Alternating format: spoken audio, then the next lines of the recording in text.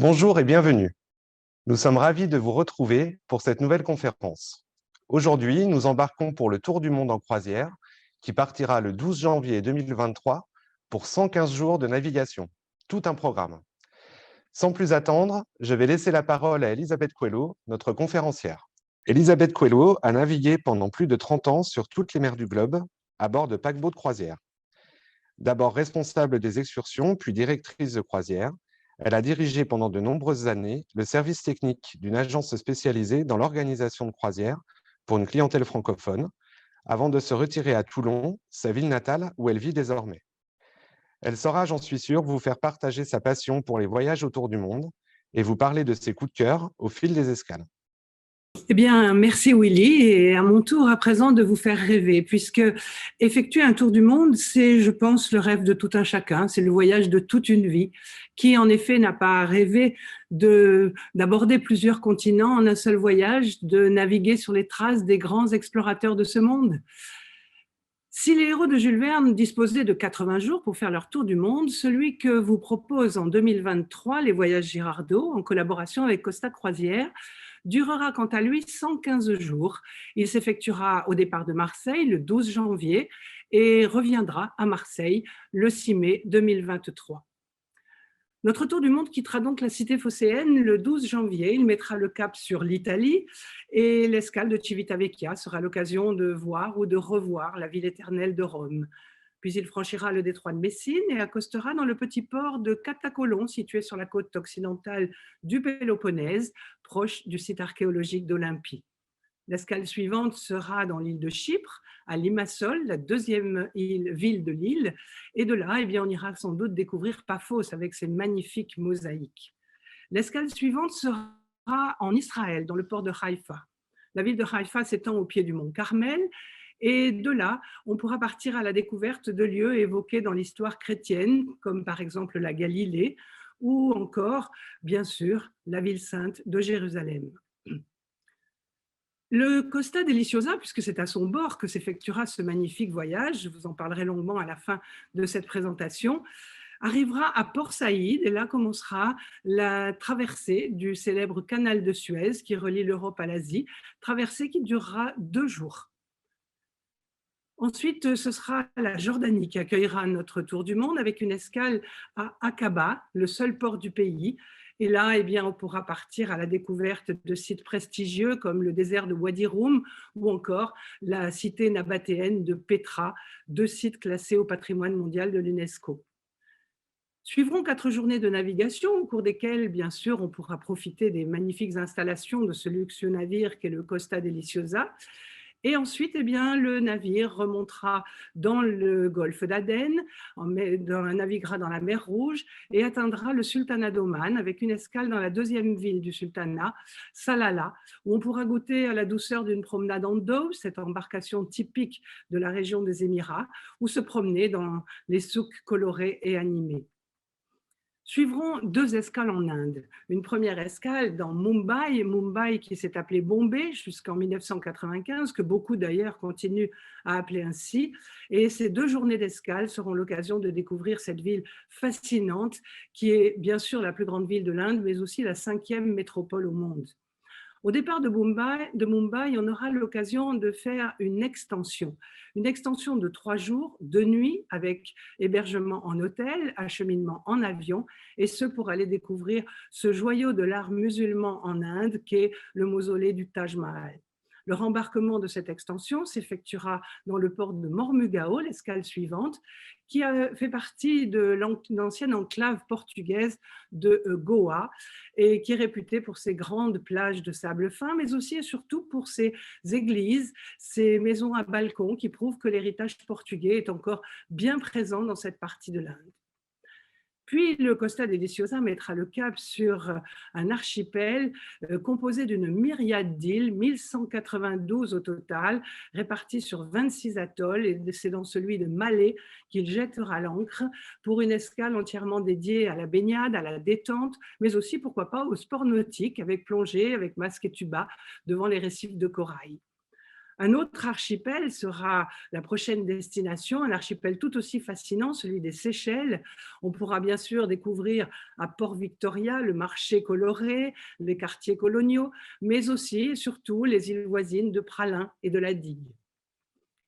Suivront 2 escales dans la grande île de Madagascar. Une première à Nosy-Be, l'île tropicale de Nosy-Be, surnommée l'île au parfum en raison des fragrances des plantes et des fleurs qui sont omniprésentes, comme celle par exemple de l'île Anguillang. La deuxième escale malgache sera à Tamatave, un grand port situé sur la côte est de l'île de Madagascar. La ville se découvre en cyclopousse ou en pousse-pousse, mais surtout, il ne faudra pas manquer d'aller dans les environs pour visiter le parc d'Ivoloana, qui s'occupe de la sauvegarde des lémuriens et surtout de leur réintroduction en milieu naturel. Puis c'est un petit coin de France au cœur de l'océan Indien qui nous accueillera le temps de quelques heures d'escale dans sa capitale, Saint-Denis. En effet, la Réunion offre aux visiteurs des paysages tout à fait spectaculaires comme le Piton des Neiges, le Piton de la Fourdaise ou bien les cirques de Salazie, Mafat, Sillaos. L'île voisine de Maurice sera la prochaine escale avec la capitale Port-Louis qui nous accueillera et dans les très proches environs, ce magnifique jardin de pamplemousse créé au 19e siècle par le Lyonnais Pierre Poivre. Et puis, le Deliciosa mettra le cap sur l'Afrique du Sud pour 4 escales tout à fait exceptionnelles. Une première à Richards Bay. Cette région est le point de départ idéal vers les grandes réserves africaines et notamment vers cette réserve qui est la plus ancienne de tout le continent africain, dont la population de rhinocéros blancs est unique au monde. L'escale suivante sera à Durban. Durban, qui est une ville pleine de contrastes et où l'on découvrira des bâtiments ultramodernes qui côtoient les bâtiments coloniaux et même les townships, les bidonvilles de Durban.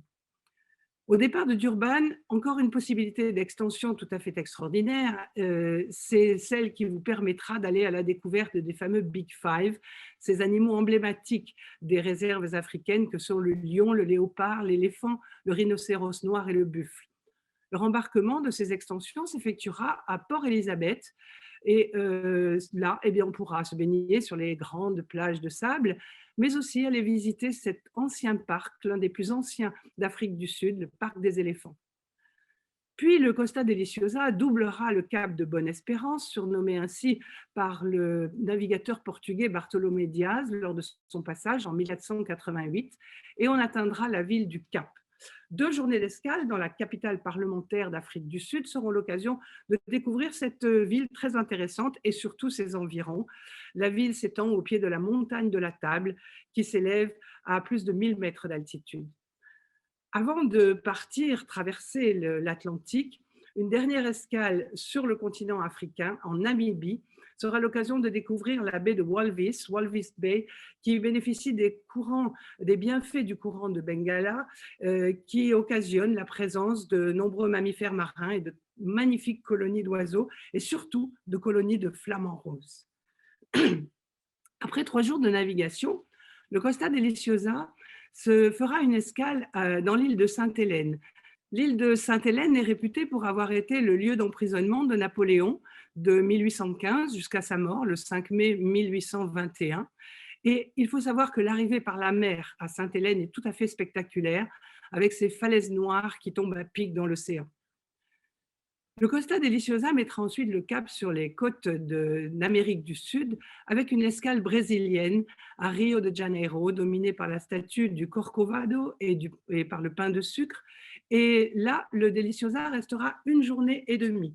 La soirée à Rio sera l'occasion d'assister à un magnifique spectacle dans la pure tradition du carnaval brésilien, avec ces danseurs aux costumes chatoyants dansant sur les rythmes de la samba. Quittant Rio, on mettra le cap au sud et on fera une escale à Buenos Aires, capitale de l'Argentine, patrie du tango, et il n'est pas rare de voir dans les rues du quartier de la Boca, ce quartier très pittoresque, quelques couples danser sur des rythmes d'Astor Piazzolla ou de Carlos Gardel. On fera ensuite une petite incursion en Uruguay, le temps d'une escale à Montevideo, qui dresse ses beaux monuments le long du Rio de la Plata. Et on retrouvera l'Argentine à Puerto Madryn. Et là, ce sera l'occasion de découvrir cette région dont le nom à lui seul fait rêver, la Patagonie. Les amoureux de la nature seront bien entendu comblés puisqu'ils verront des éléphants de mer, des manchots de Magellan, des cachalots, des baleines, des lions de mer, et ce avant d'arriver dans la ville du bout du monde où choisir 2 journées d'escale. Ces 2 journées seront l'occasion de partir à la découverte du parc national de la Terre de Feu, à bord du petit train du bout du monde qu'empruntaient autrefois les bagnards, et de naviguer sur ce magnifique canal de Beagle d'où émerge le mythique phare des éclaireurs. On rejoindra ensuite le Chili, toujours en Patagonie, et au bord du détroit de Magellan, on pourra à Punta Arenas admirer de très importantes colonies de manchots de Magellan, et ce avant d'effectuer de très très belles navigations dans ces canaux de Patagonie chilienne, avec des navigations exceptionnelles qui nous mèneront justement devant le glacier Amalia, impressionnant avec ses 2 kilomètres de glace bleutée dont la hauteur atteint parfois 80 mètres. 2 escales, toujours en Patagonie chilienne, dans des sites magnifiques, Puerto Chacabuco, que l'on atteint après une très belle navigation dans le fjord Eisen, Puerto Montt, dominé par la masse imposante du volcan Orsono, qui culmine à 2661 mètres. Et toujours au Chili, on atteindra le port de San Antonio, où on restera pendant 2 journées qui seront l'occasion d'aller voir non seulement la ville de Valparaiso, mais aussi la capitale, Santiago du Chili, qui s'étend au pied de la cordillère des Andes, aux cimes toujours enneigées. Au départ de San Antonio, on pourra faire une extension vers le désert d'Atacama, qui est, dit-on, la zone la plus aride du monde. Le rembarquement s'effectuera dans le port de Arica, la ville la plus septentrionale du Chili. Depuis Arica, là aussi, une extension exceptionnelle sera programmée jusqu'au Machu Picchu, cette cité perdue située dans les Andes du Pérou qui culmine à 2430 mètres d'altitude. Le rembarquement de cette extension du Machu Picchu se fera dans le port de Callao. Callao est situé à quelques kilomètres à peine de la capitale péruvienne, Lima, et ce sera l'occasion d'aller découvrir non seulement ces très beaux monuments, mais aussi et surtout ces magnifiques musées, dont le somptueux musée de l'or. Toujours une extension possible au départ de Callao, eh bien, ce sera aux îles Galapagos, cet archipel extraordinaire. On découvrira notamment l'île de Isabela, la plus grande des îles de Galapagos, composée de 6 volcans. Là, on découvrira des iguanes, dont une espèce endémique de l'île d'Isabela, et des tortues géantes. Après ces quelques jours dans cette merveilleuse nature, on rembarquera en Équateur, dans le port de Manta, dont la principale activité économique est la pêche au thon. 88 jours de croisière se seront écoulés lorsque le Costa Deliciosa se présentera à l'entrée du canal de Panama, construit à l'initiative de Ferdinand de Lesseps, pour une traversée qui durera la journée entière. La traversée sera ponctuée du passage de plusieurs écluses, dont celle de Miraflores, avec une traversée de paysages absolument magnifiques, comme le lac Gatun par exemple. Le soir, le Costa Deliciosa arrivera à Cristobal, à la sortie du canal, et ce sera l'occasion en soirée d'assister à un très beau spectacle folklorique, haut en couleurs, avant de visiter la ville de Cristobal le lendemain. Après Panama, c'est le Costa Rica qui accueillera notre tour du monde pour une journée d'escale à Puerto Limón. C'est à bord de petites embarcations que l'on découvrira les canaux du parc national de Tortuguero, à la recherche de cet oiseau emblématique du Costa Rica, qui est le toucan. Puis une escale au Honduras, dans la baie de Mahogany, à Roatan, sera l'occasion là de se détendre, de se baigner sur ces plages paradisiaques bordées de cocotiers. Avant d'arriver au Mexique, dans l'île de Cozumel, où là, les amateurs d'archéologie seront comblés, puisqu'ils pourront aller découvrir le site de Tulum et visiter les vestiges mayas qui surplombent la mer des Caraïbes. Suivront 4 escales aux États-Unis. Une première à Port Everglades, proche de la ville de Miami, où on découvrira entre autres le quartier Art déco, mais nombreux seront ceux qui partiront à la découverte du parc des Everglades à bord de cette embarcation très typique de ce parc, un airboat. La deuxième escale en Floride sera à Port Canaveral. Là, on pourra aller visiter bien sûr le centre spatial Kennedy, centre de lancement de la NASA, ou bien, pourquoi pas, retrouver son âme d'enfant dans l'un des parcs d'attractions d'Orlando, comme par exemple Disney World, ou pour les amateurs de cinéma, Universal Studios. Troisième escale nord-américaine à Newport, dans l'île de Rhode Island, réputée pour son climat particulièrement doux. Déjà au XIXe siècle, les riches planteurs du Sud venaient y chercher un peu de fraîcheur au moment de la saison estivale et ils se firent construire ces somptueuses villas comme celle que nous voyons ici, celle de Rose Cliff. Le lendemain, il ne fait aucun doute que tous les passagers seront de bonne heure sur les ponts du Costa Deliciosa pour assister à l'entrée dans le port de New York, un moment formidable de navigation.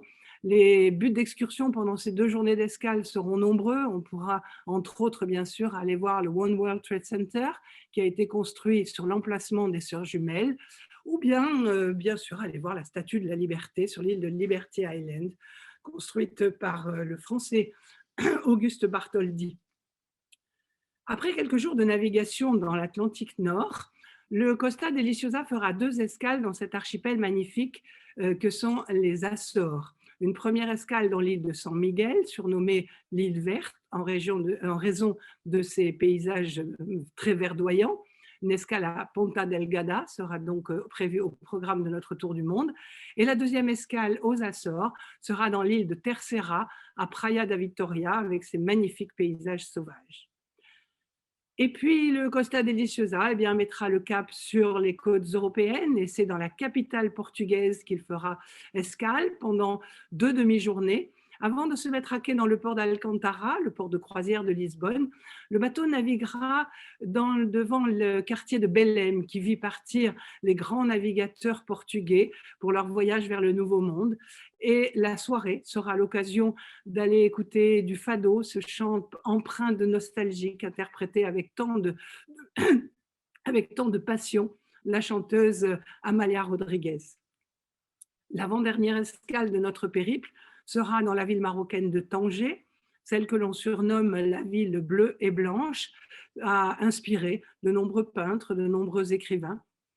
Et enfin, ce sera la dernière escale de notre périple, Cadix, avec la possibilité pour beaucoup d'entre les passagers d'aller voir cette magnifique ville de Séville, patrie du flamenco. Enfin, le 6 mai au matin, le Costa Deliciosa naviguera au large des îles du Frioul, passera devant le château d'If avant de se mettre à quai dans le port de Marseille. Alors, on peut se poser la question, pourquoi choisir un tour du monde en croisière? Eh bien, nous venons de le voir en tout premier lieu pour vivre des escales uniques. 49 escales dans 30 pays différents pour ce tour du monde que vous propose les Voyages Girardot en collaboration avec Costa Croisière en 2023. Un tour du monde en bateau, eh bien, je dois dire que c'est beaucoup de choses. C'est d'une part des moments de navigation d'exception. On l'a vu, l'arrivée du navire dans la baie de Guanabara à Rio, l'entrée à New York. Les villes revêtent un caractère tout à fait exceptionnel quand on les aborde par la mer. C'est aussi et surtout beaucoup moins de fatigue. Des décalages horaires qui se font de manière beaucoup moins brutale que lors d'un tour du monde en avion, par exemple. En fait, un tour du monde en bateau, c'est laisser du temps au temps. Et puis surtout, pas de valise à faire et à défaire tous les jours ou tous les 2 jours. On défait sa valise en arrivant à bord à Marseille, on la refait avant de débarquer. Et cerise sur le gâteau, avec les Voyages Girardot, étant donné qu'un autocar vous prend dans votre région, vous amène à Marseille, il n'y a pas non plus de limitation de bagages, ni en poids, ni en nombre. Et ça, je dois dire que pour 115 jours de croisière, c'est vraiment très, très intéressant. Ce tour du monde exceptionnel, nous vous proposons de l'effectuer à bord du Costa Deliciosa. C'est un très joli bateau qui a été construit en 2009. Et pour moi, je dois dire que c'est la taille idéale pour un tour du monde. Ni trop petit, un bateau trop petit serait peut-être l'occasion de s'ennuyer pendant tant de jours à bord, ni trop grand d'ailleurs. C'est un bateau très élégant et je dois dire que les locaux communs abritent de magnifiques objets d'art. Donc c'est vraiment un bateau que j'apprécie énormément pour ce tour du monde. 1130 cabines, alors il y a bien sûr des cabines intérieures, des cabines avec vue sur mer, des cabines avec balcon, des appartements de luxe. Le Costa Deliciosa dispose de 5 restaurants, snack bars. Alors, il faut savoir qu'en plus des menus habituellement servis sur les croisières de la compagnie Costa, lors du tour du monde, les chefs ont à cœur de proposer des plats typiques des régions traversées pour que les passagers puissent s'initier à la culture des pays qu'ils vont visiter.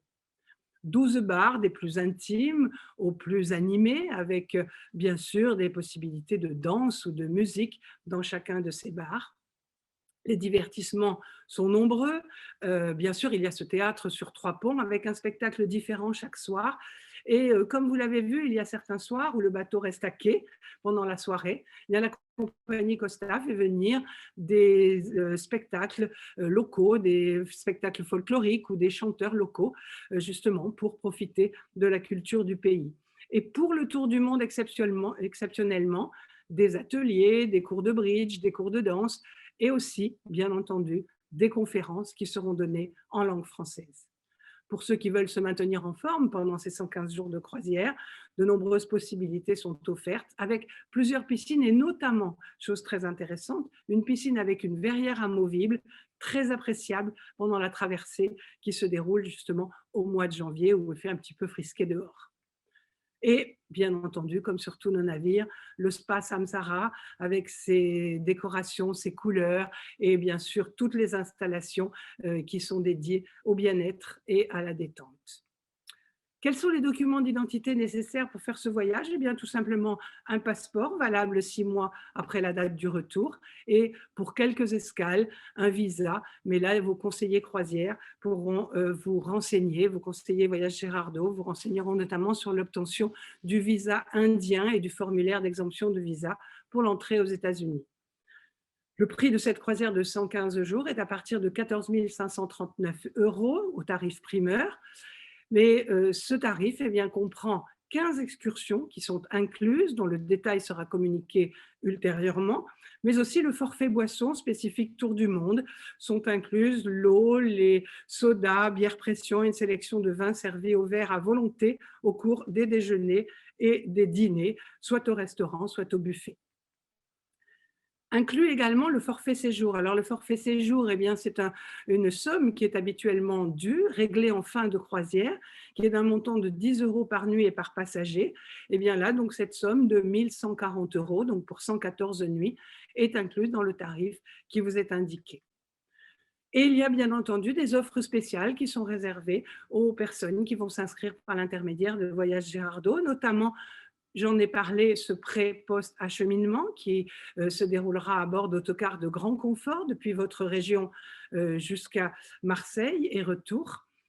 Et puis un crédit bord qui vous est offert, un crédit bord d'un montant de 2 000 € par personne. C'est une offre qui a été exceptionnellement prolongée jusqu'au 30 avril. Cette somme, eh bien, elle sera à votre disposition sur le bateau. Vous pourrez la dépenser à votre convenance, aussi bien à la boutique du bord qu'au spa, qu'au bureau des excursions, qu'au bar du navire. Il y a des facilités de paiement qui vous sont offertes par les voyages Gérardo, dont le détail vous sera communiqué par vos agents de voyage. Et puis, pour ceux qui ne voudraient pas faire ce tour du monde en 2023, qui préféraient attendre 2024, eh bien, j'avais envie de vous donner un petit peu d'envie de ce voyage exceptionnel qui sera fait, donc ce tour du monde en 2024, avec des temps forts.